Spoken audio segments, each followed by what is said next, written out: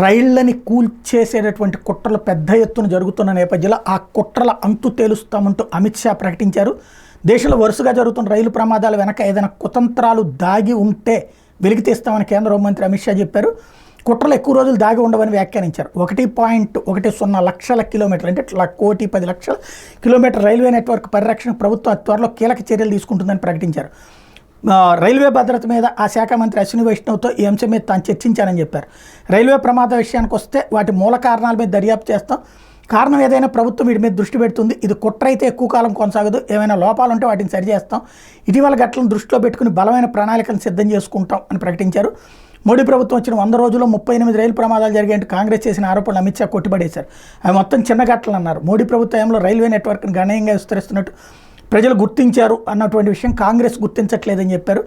ఈ 100 రోజుల్లోనే 8 కొత్త రైల్వే ప్రాజెక్టులకు ఆమోద ముద్ర వేసిన విషయాన్ని గుర్తు చేశారు. ఈ ప్రాజెక్టులో దాదాపు 4,42,00,000 మానవ పనిదినాల ఉపాధి లభిస్తోందంటూ ఈ సందర్భంగా చెప్పుకొచ్చారు. ఇది ఏదైతే ఈ సిలిండర్లు పెట్టినటువంటి ఇన్సిడెంట్స్ లేకపోతే పెద్ద పెద్ద ఫిల్లర్లు పెట్టినటువంటి అంశాలకు సంబంధించి ఆయన అభిప్రాయం అది.